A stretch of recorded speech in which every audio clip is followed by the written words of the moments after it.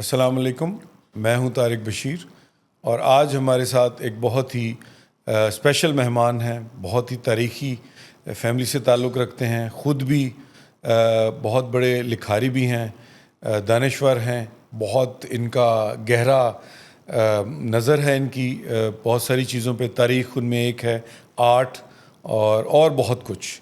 تو Aitchison college کے principal بھی رہے، بہت سارے عہدوں پہ بھی رہ چکے ہیں، بہت ایک بھرپور زندگی گزاری۔ تو آئیے ملتے ہیں فقیر اعجاز الدین صاحب سے۔ Sir thank you very much, welcome to the show. اچھا، آپ کی فیملی کا جو بیک گراؤنڈ ہے وہ تین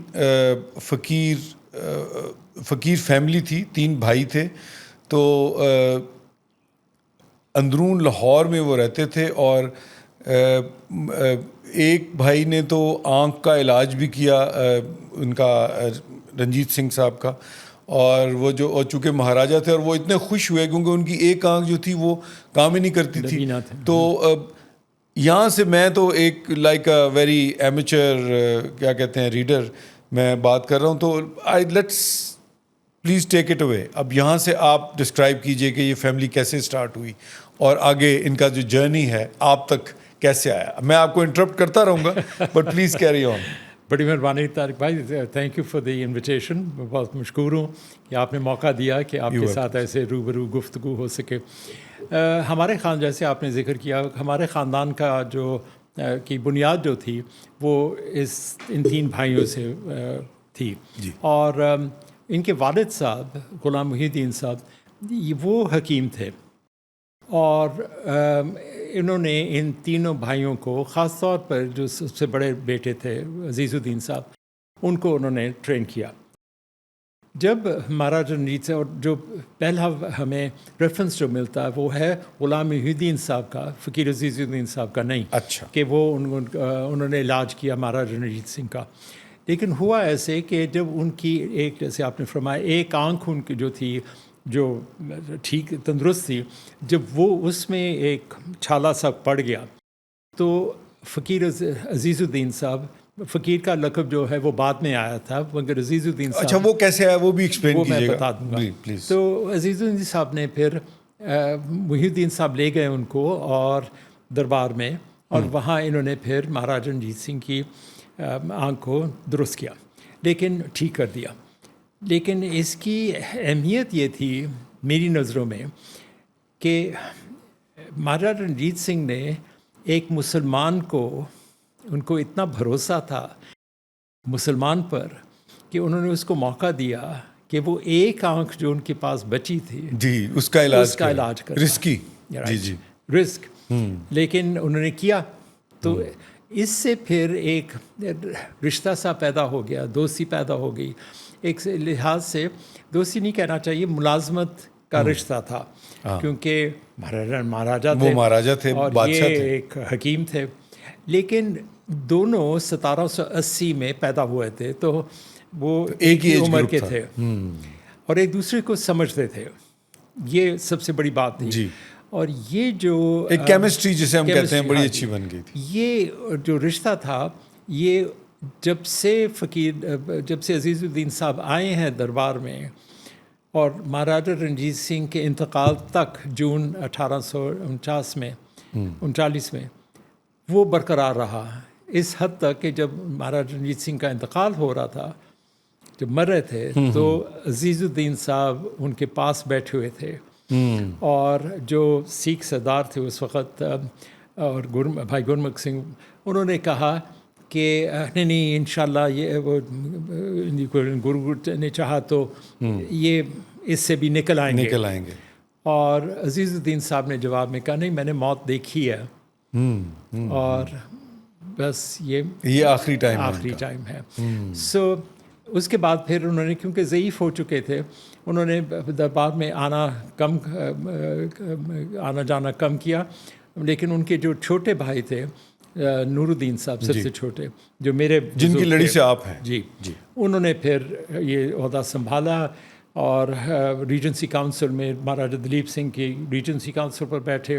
اور جب Dilip Singh was a minor, ان کو ساتھ لے کے جاتے تھے وہ؟ نہیں, وہ کیونکہ چند ایسے سردار تھے جو کہ جن پر بھروسہ تھا, مہارانی جندہ کا اور پھر دربار کا خود, تو انہوں نے ان کو ایک ریجنسی کاؤنسل پر بٹھایا. اور جب انگریزوں نے پھر جب سکھوں کے دربار کو فتح کیا گیا تو اینیکسیشن کے بعد وہ پھر ریجنس بیٹھے تھے کاؤنسل پر, وہ کاؤنسل پر بیٹھتے تھے. بٹ عزیز الدین صاحب ہی تھے جو ان کے فارن منسٹر بھی ان کو کہا جاتا ہے, مہاراجا رنجیت سنگھ کے, تو ان کے ایڈوائزر بھی تھے ان generally speaking, very close to ہم. ایک لحاظ سے دو لوگ تھے جن پر ان کو کنٹینیوسلی مستقل بھروسہ تھا. ایک تھے راجا دھیان سنگھ جو کہ ڈوگرا تھے, مہاراجا گلاب سنگھ کے بھائی تھے, اور یہ وہ جن کو کشمیر دے دیا گیا, جنہوں نے بعد میں کشمیر حاصل کیا. اور یہ نہ پوچھے کہ اس پہ بھی تھوڑی روشنی ڈالیں گے آپ, کیسے کیا, لیکن کرنا نہیں چاہیے تھا جس طرح انہوں نے کیا. لیکن فقیر جی راجا دھیان سنگھ جو تھے ان کے وزیر اعظم تھے اور ایڈمنسٹریشن وغیرہ ان کے سپورٹ تھی.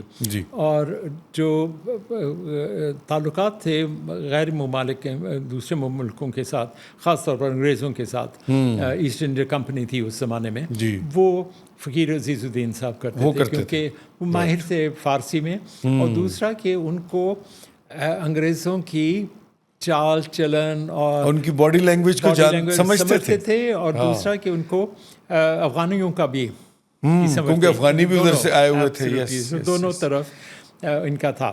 تو ایک وقت میں جیسے عزیز الدین صاحب کو بھیجا گیا دوست محمد کے پاس, تو انہوں نے جو کرنا نہیں چاہیے تھا مگر انہوں نے ان کو قید کر لیا, عزیز الدین صاحب کو, انگریزوں نے, مہاراجا کے بعد یا انہی کے دور میں جب قید کر دیا, رائٹ, نظر بند کر دیا. ان کو اطلاع ملی, عزیز الدین صاحب نے کوئی ایسی حرکت نہیں کی جس سے وہ افغانی ناراض ہوئے. وہ مگر ان کو سمجھایا کہ یہ میں مہمان ہوں, میں ایک نمائندگی کی شکل میں آیا ہوں آپ کے پاس, سفیر کی شکل میں, تو ایسے نہیں کرتے. تو انہوں نے پھر ان کو ریلیز کر کے تو پشاور میں کے باہر چھوڑ گئے, سڑک پر ہی چھوڑ دیا. اچھا, that was in Kabul when he was detained, he was Kabul میں, on his way to Kabul. So this was, تو یہ افغانوں کی ویسے یہ ایک رہی ہے سرشت کہ وہ اس طرح کوئی اور وعدہ کر کے اس کو توڑ کے اس بندے کو یا پکڑ لیتے ہیں, یا میکناٹن کو جس طرح انہوں نے قتل کیا بلا کے ادھر, جی بالکل, وہ دیکھیں نا, وہ سمجھا یہ کہ ہم میرے ساتھ کوئی پیک کریں گے, انہوں نے اس کو ویسے ہی ذبح کر دیا.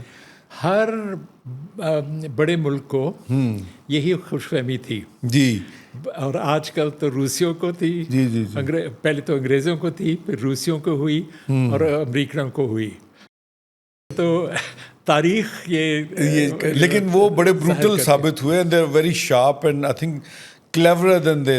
ان کی سروائیول انسٹنکٹ بڑی زبردست ہے. جی, اچھا, right, when you think about it. جی بالکل. اگر آپ سوچیں کہ ان کی سروائیول انسٹنکٹ کہ ان سب کے ساتھ کیسے کرنا, ہاں جی, اور کیسے اپنے آپ کو کیسے سنبھالنا, بالکل, یہ بڑی بات ہوتی ہے, یہ بڑی بات ہوتی ہے. اور پھر اس کے اوپر آئی تھنک اس ٹائم پہ وہ سارے قاعدے قانون وہ بالکل بالائے طاق رکھ دیتے ہیں, survival becomes their first target. جو کہ رنجیت سنگھ کا بھی تھا, ان کا بھی موقف یہی تھا, کیونکہ ایک دفعہ انہوں نے اپنی ریاست کو بڑھا دیا تھا, اور کشمیر ان دا نارتھ کشمیر تھی, ان دا ایسٹ ان دا ویسٹ افغانستان کی حد تک پہنچ گئے تھے, اور ادھر سندھ تک, یہاں ادھر سندھ میں تھے, اور وہاں جو تالپور اس وقت رولرز تھے, اور ستلج کے پار انگریز تھے, ایسٹ انڈیا کمپنی. سو ایک لحاظ سے ایک دفعہ جب قائم ہو گئے تو ان کے لیے پھر سروائیول کا مسئلہ تھا, اور اس میں فقیر عزیز الدین صاحب نے بڑا ایک رول پلے کیا, کیونکہ ان کو سمجھ تھی کہ ان کے ساتھ بنا کے رکھنی پڑے گی, ان کے ساتھ مخالفت نہیں کر سکتے ہم. جی, تو ہر ایک کو ایک ہم نے رکھا ہوا تھا. اور تو اس کا مطلب آج اگر, سوری ٹو انٹرپٹ, آج کل کے دور میں اگر ہم دیکھیں کہ جیسے آج کل کی حکومت اور فیلڈ مارشل نے ہر ایک کے ساتھ دوستی رکھی ہوئی ہے, امریکہ کے ساتھ بھی ہے, ایران کے ساتھ بھی ہے, سعودی عربیہ کے ساتھ پیکٹ ہے, تو یہ ہمارے اس لینڈ کے سروائیول انسٹنکٹس ہیں جو کہ ٹرانسفر ہوئے ہیں. I'm just thinking off the top of my head. I think آپ جو کہہ رہے ہیں اس میں ایک سچائی بھی ہے. ہمارے اگر میرا خیال ہے ہماری جو موجودہ حکومت ہے, اگر وہ اصل ان کی ایک اور بھی کامیابی ہو سکتی ہے کہ انڈیا کے ساتھ ہم اچھا کر لیں. Maybe I think India is not willing, ہم تو شاید ولنگ ہیں. ظاہر ہے مودی صاحب جتنی دیر وہ دلی میں ہیں وہ نہیں ہو سکتا. انہوں نے نہیں کسی کے آئے تھے, آپ کو پتہ ہے وہ جو رائیونڈ آئے تھے, اور ویسے بھی نواز شریف صاحب خود ہندوستان گئے تھے جب مودی صاحب کی سویرنگ ان ہوئی ہے, لیکن ان کے ارادے نہیں ہیں. کیونکہ جیسے امریکہ میں ٹرمپ صاحب نے میک امریکہ فرسٹ, بالکل right, great again and make America first, تو وہاں ہندوستان میں بھی مودی صاحب کا یہ سلوگن ہے India first, India first. And اس کی وجہ سے ان کے ذہن میں کسی اور کی گنجائش نہیں ہے. ہاں, آئی تھنک وہ بہت زیادہ انٹرینچڈ ہے, اور ویسے بھی ایسے لوگوں سے وہ مشتمل ہے. ان کی جو گورنمنٹ یا جو ایک رننگ کولیشن جو ان کی ہے, وہ لوگ ہیں جو کہ ایک زمانے میں بالکل آؤٹ کاسٹ تھے, پولیٹیکل آؤٹ کاسٹ تھے جب پارٹیشن ہوئی, اور بالکل ہی فرنج آرگنائزیشنز تھیں, RSS. جی بالکل. ایگزامپل وہ RSS نے تو گاندھی کو مارا تھا. جی بالکل. انہوں نے ان کو قتل کیا تھا, ان کے بندے نے قتل کیا تھا. اور آج بھی جو ان کی آئیڈیالوجی ہے BJP کی, وہ RSS کی بنیاد پر ہے. It's not their own. It's borrowed. It's derived from scary, I would say. The RSS. From لیکن اچھا, sorry to interrupt, coming back to the Ranjit Singh ایرا, تو جب وہاں پہ ان کی ایک واقعہ خوشونت سنگھ اپنی بک میں ایک اور بھی لکھتے ہیں کہ انہوں نے کہا کہ ایک انگریز ملنے آیا لدھیانہ سے, کیونکہ they were based in Ludhiana across the Sutlej, تو وہ اس نے آ کے he unfurled a map, اور جس کے اندر وہ سارا ریڈ تھا, it was all east India company, اس کے درمیان کے اندر ایک چھوٹا سا وائٹ تھا. تو انہوں نے پوچھا کہ مہاراجا نے پوچھا کہ یہ کیا ہے, تو انہوں نے کہا جی یہ جو ریڈ ہے یہ سارا ایسٹ انڈیا کمپنی ہے, اور یہ جو وائٹ ہے یہ پنجاب ہے. تو فیمسلی مہاراجا نے کہا کہ ایک دن ایوی لال ہو جائے گا, بالکل ایک دن سب لال ہو جائے گا. تو سو ہی نیو کہ یہ آہستہ آہستہ ہم اس کے اندر ڈوب جائیں گے, سارا جو ایک سمندر بن رہا ہے. اور پھر اس کے بعد سوری اب میں تھوڑا سا ایک دم سے ایک اور میں ٹرن لے لیتا ہوں کہ جب کوہ نور کو انہوں نے کیسے رنجیت سنگھ نے لیا, میرا خیال میں یہ انہوں نے ان کے پاس تھا, یہ شاہ شجاع کے پاس تھا, تو انہوں نے بھی ان کو کورس کر کے ان سے لے لیا. اس پہ ذرا تھوڑا. جی, شاہ شجاع صاحب کے پاس دولت کافی تھی, پورٹیبل خاص طور پر, اموویبل, ہاں جی, تو وہ ساتھ لے آئے تھے. تو ان کو یہاں مبارک حویلی میں رکھا گیا. مبارک حویلی وہ ہے جہاں سے ذوالجناب ہر سال نکلتا ہے. جی نکلتا ہے. اچھا, تو وہاں ان کو رکھا گیا مہمان کے طور پر, لیکن زور ڈالتے رہے کہ بھئی تم میرے مہمان ہو مگر اس کا کوئی معاوضہ بھی ہو, معاوضہ بھی دو, تو تمہارے پاس ہے کیا.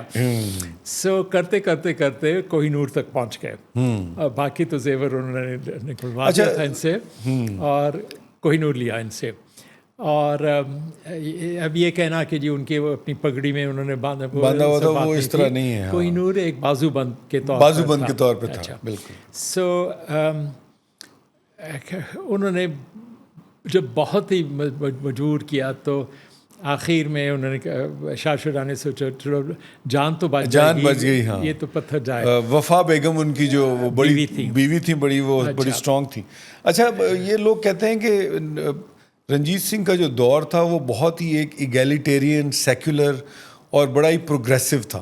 اس پہ تھوڑی روشنی ڈالیں. ان کا کریکولم جو تھا وہ جو گورے نے آ کے الیجڈلی ڈسٹروائے کیا اور انہوں نے اپنا امپوز کیا, لارڈ مکولے نے سپوزڈلی, بہت سارے لوگ کہتے ہیں. تو اس میں کتنی صداقت ہے کہ اس سے ہم نے بہت لوز آؤٹ کیا اس ایریا نے, اس ریجن نے, کہ وہ اگر رہتا تو ہم ہماری ایک اپنی ایک شناخت ہوتی. Now we are like I think अब क्या एंग्लिसाइज्ड सब कॉन्टिनेंटल सिटीजन्स अच्छा कह सकते हैं? मैं उसका जवाब ऐसे दे सकता हूँ, जी। दो पहलू हैं इसके। नंबर एक है कि रंजीत सिंह का सेकुलर ज़माना था। आजकल वो लेबल रेट्रोएक्टिव नहीं हो सकता, क्योंकि आज के दौर में सेकुलरिज्म का अपना अपनी एक डेफिनेशन मायने हैं। बिल्कुल। उस ज़माने में मैं सेकुलर नहीं कहूँगा उनको, मैं कहूँगा it was a very fair balanced Right. Administration, Tolerant of other religions? certainly, because ये सोचिएगा कि हिंदू, मुसलमान, डोगरा, सिख, ये जी। सारे उनके दरबार में थे और इन सबको पोजीशंस दी गई थी। और ये भी आप सोचें कि तमाम जो उनके इंतकाल तक इनके आपस में कोई झगड़े नहीं थे, अच्छा। ना मुसलमानों के डोगरों के साथ, ना हिंदुओं जी। के साथ। अब मुझे कहीं नहीं नज़र आया कि इनकी आपस में मुखालफत होती, और ये रंजीत सिंह की वजह से था, Right. उनकी पर्सनालिटी, उनकी शख्सियत Personality की की वजह वजह से से। था। अब मैं आ जाता हूँ आपके पास दूसरा कि उनने तालीम पर जोर डाला। खुद अनपढ़ थे रंजीत सिंह, और मगर उनकी खूबी ये थी, बिल्कुल कि अनपढ़ वो थे? बिल्कुल He couldn't even read? couldn't even write, he couldn't अच्छा, spell his own name. अच्छा, ये वो रॉ विजडम के ऊपर ही इतने साल It was हुकूमत force of personality. So कहने का मकसद कि रंजीत सिंह साहब को उस वक़्त तालीम पर इतना जोर नहीं था। की। अच्छा, बिकॉज ऑफ हिज बैकग्राउंड कि Because उनको of his उनकी background. अफादियत का ही नहीं पता था। मुझे कोई एविडेंस नहीं मिली Right, और अच्छा। मैंने काफ़ी रिसर्च की जी। इस चीज़ में, जहाँ कोई कहे कि करिकुलम सा बना था वगैरह। ये फिर ये मिथ्स हैं फिर। What कोई he मैं did एक दो was, क्लिप्स मैंने देखे हैं। हर मज़हब के अपने अपने या मदरसे थे या धर्मशाला थे वगैरह, जहाँ गुरुओं का सिखों का अलग, जी। जहाँ ये अपनी तहजीब, अपनी तालीम दी जाती थी। सो I wouldn't say that there was a Punjabi curriculum. I would say कि एक सिख, मुस्लिम एंड हिंदू में भी Dogra was given permission. That's what I'm trying to say. जी, कि उनको इजाज़त थी कि आप करें, सिखाएं और इसको बरकरार रखें। हाँ, But for मेरा yourself. सॉरी टू मेरा भी सवाल यही था।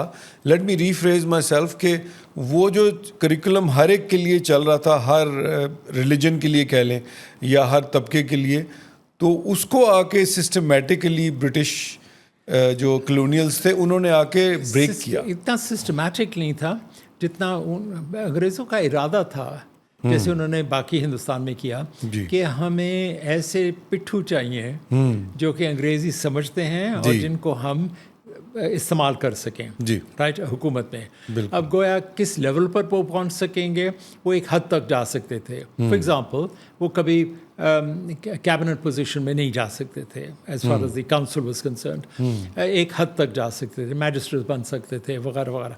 सो आहिस्ता आहिस्ता वो बढ़ता गया, वो as we बढ़ता see। गया, जैसे जी, उनको तालीम मिलती गई वो जी। बढ़ते गए। फ़कीर इफ्तिखारुद्दीन साहब जो मेरे बुजुर्ग थे, वो भी ऐसे ही बड़े और जी। प्लेनिपोटेंशियरी बने थे जी। काबुल के लिए। एक चीज़ में जिस पर मैं मैं एम्फेसिस करूँगा ज़रूर, रंजीत सिंह, आपने पंजाब का पूछा, रंजीत सिंह एक वाहिद शख्स थे जिन्होंने पंजाब को पंजाबियत दी। अच्छा, दिस इज अ वेरी आप गुड। सोचें कि 5000 साल कबल और ना उसके बाद पंजाब कभी एक रियासत नहीं बनी, ट्रू। और ना पंजाबियत को वो जोर दिया गया जो उनका हक था, जो हक था, एक something to be proud Proud of, of। ये कभी भी नहीं। इन्होंने ये दिया। तो आज मैं इसका मैं दावे से कह सकता हूँ, क्योंकि और मैं हवाला ये दूंगा कि अगर आप आज कनाडा चले जाएं तो पंजाबियत आपको वहाँ वहाँ पे ज़्यादा महसूस नजर होगी। है। बिल्कुल।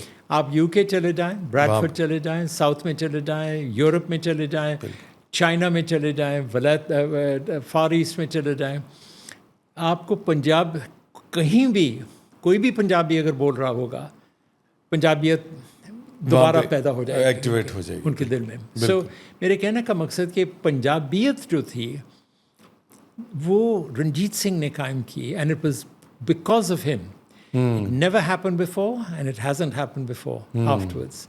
So یہ ان کی I believe خوبی ایک contribution ہے میں historical ان کا to the Punjab.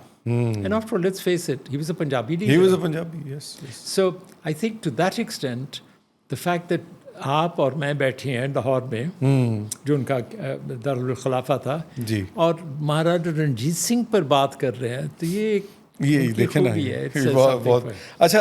آگے چلتے ہیں. جب مہاراجا کا انتقال کے قریب آ رہے تھے تو تھوڑا سا ان کی سلطنت کے اندر ایک کیوس سٹارٹ ہو گیا تھا ایز ہسٹورینز سے, اور اس میں فقیر اعجاز الدین صاحب کا کیا رول تھا؟ پھر اس کے بعد نونہال سنگھ کا مرڈر, پیپل سے کہ وہ مرڈر تھا, وہ ہوتا ہے. ایکچولی یہ ہوا تھا کہ فقیر ان کے بیٹا تھا کھڑک سنگھ جو زیادہ سمجھدار نہیں تھا, زیادہ سمجھدار ویسے ذرا حفیمی تھا جی, مگر ان کا جو پوتا تھا فقیر جو نونہال سنگھ وہ بہت تیز تھا جی, اور جذبہ بھی جوشیلا بھی تھا. جی جی. تو اس کو جب دربار والوں نے دیکھا کہ یار رنجیت سنگھ کا تو انتقال ہونے والا ہے تو یہ نہ ہو کہ یہ ٹیک اوور کر کے ہمیں فارغ کر دیں, اس کو پھر پشاور بھیجا گیا. جی جی بالکل. اور وہاں اس کو جب اس کو وہاں اطلاع ملی کہ تمہارا دادا مرنے والا ہے تو وہ بھاگا گیا, آیا واپس. اور یہاں پھر کھڑک سنگھ جب گدی پر آ گئے, تخت پر آ گئے, اور ان کے ساتھ نونہال سنگھ تھا. کہا جاتا ہے کہ ان کو تو حفیم سے مارا دے گا کھڑک سنگھ کو. نونہال سنگھ ایک ایکسیڈنٹ میں مر گئے جس دن ان کا انتقال ہوا تھا, اور وہ گئے تھے شمشان پہ ان کو جلانے کے لیے. تو وہ واپس اس کو بڑی بے چینی تھی کہ میری تاج پوشی ہو جلدی سے, تو وہ بغیر وضو کیے ہوئے وہ بھاگ کر وہاں سے آیا, اور اس وقت تھا جہاں مہاراجا رنجیت سنگھ کی سمادھی ہے, وہاں سے روشنائی گیٹ سے آ رہا تھا تو وہ گر گیا.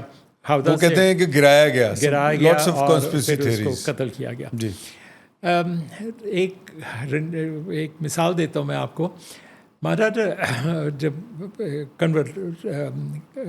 نونہال سنگھ تھے دربار میں, انہوں نے ایک خط تیار کیا انگریزوں کے خلاف اور مقابلہ کیا انگریزوں کا. تو یہ خط تیار جب ہوا تو دربار میں پڑھا گیا, عزیز الدین صاحب کو بلایا گیا کہ یہ متن ہے, آپ کیا رائے ہے.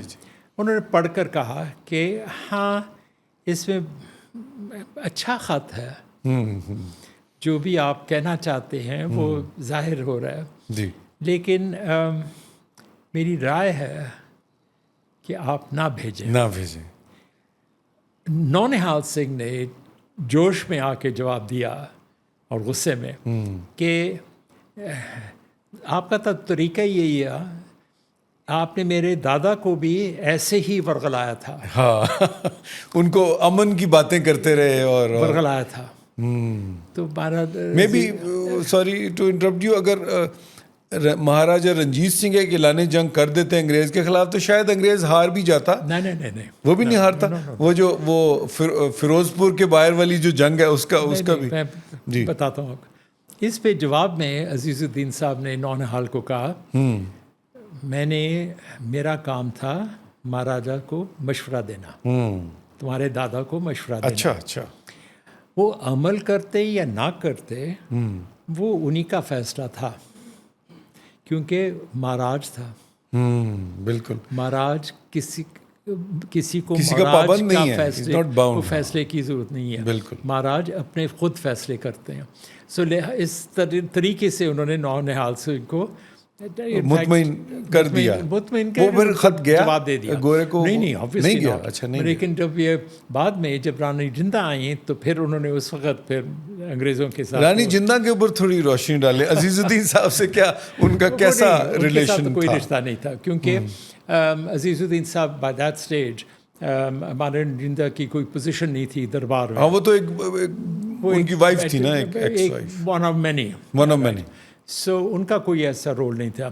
ان کا بنا تھا جب شیر سنگھ کا انتقال ہوا 1843 میں. اس وقت تک عزیز الدین صاحب مر چکے تھے. سو उस वक्त फिर और इमामुद्दीन साहब जो कि कीपर थे गोविंदगढ़ के किलेदार थे, उनका भी इंतकाल हो चुका था. सो 1844 he died but he was very sick bye then. तो 1843 में जब महाराजा शेर सिंह का इंतकाल हुआ, उनको कत्ल किया गया बाय द अजीत सिंह सिंधावालिया.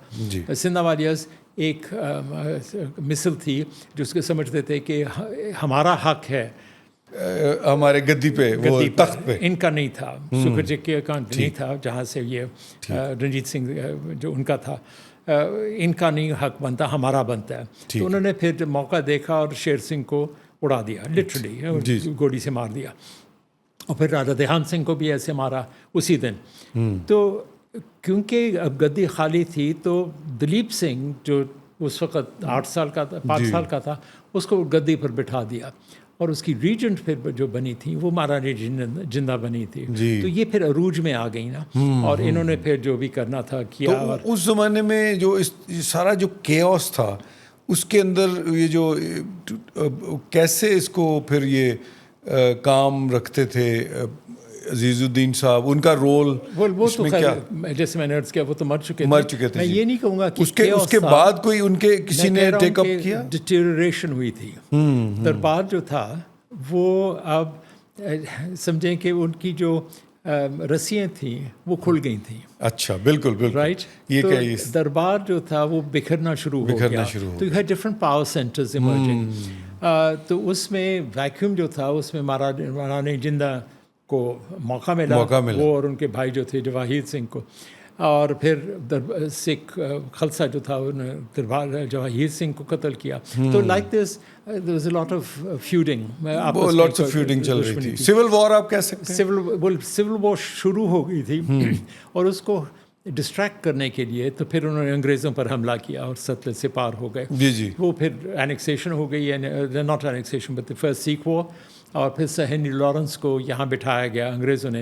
वो तैयार नहीं, जब आप जिक्र कर रहे हैं ना कि जी वो शायद फतह कर सकते थे, नहीं, अंग्रेज़ तैयार नहीं थे पंजाब को संभालने के लिए. अच्छा. Don't forget Punjab was larger than the United kingdom. जी बिल्कुल, उस ज़माने बहुत बड़ा था. तो इट वाज बिगर.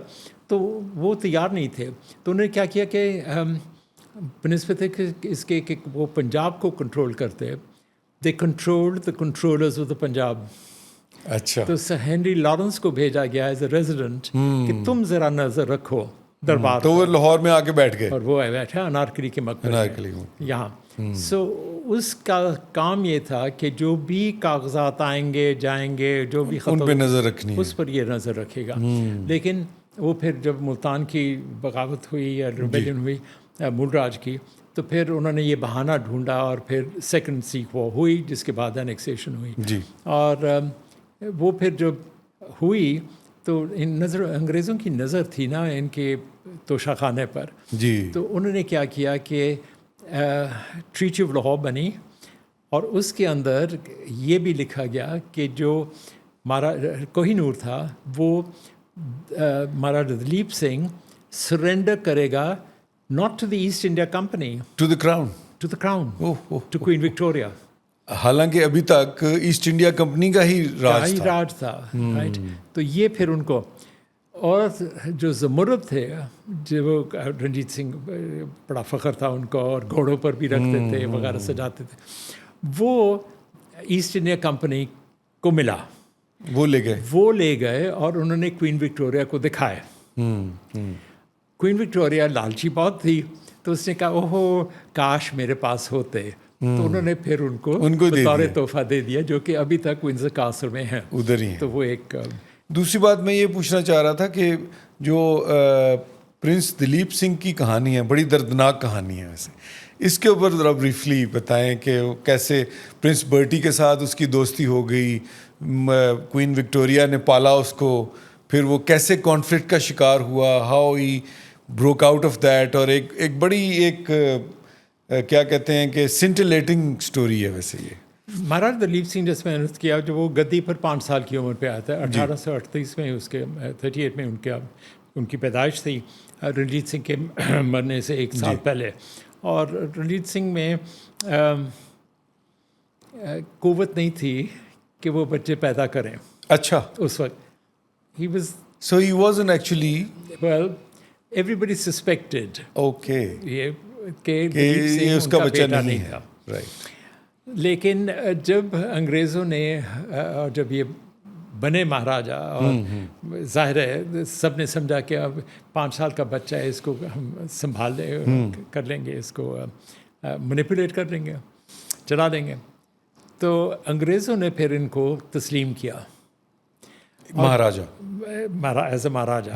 तो जब लोगों ने पूछा कि जी आपने क्यों, when you know his background, उन्होंने कहा देखें, when they have accepted him, then why shouldn't we? So he was, आजकल के historians, Sikhs नहीं, but other historians, वो they regard him as the accepted son of Ranjit Singh. Not the actual sun. Accepted son. The Accepted reason son. being कि रंजीत सिख सिंह तो ने मेरा ख्याल तस्लीम में कर लिया। आपसे, मेरा ख्याल में दे विल बी ऑफेंडेड अगर आप उनको ये कहें Absolutely, कि मगर वो उनका reality बेटा थी, नहीं था। because many historians, particularly British historians, have used this expression. जब रंजीत सिंह ने तस्लीम कर लिया, then who are we to Who are we question to it? do, हाँ। Okay, but the word then used was accepted son of Ranjit Singh.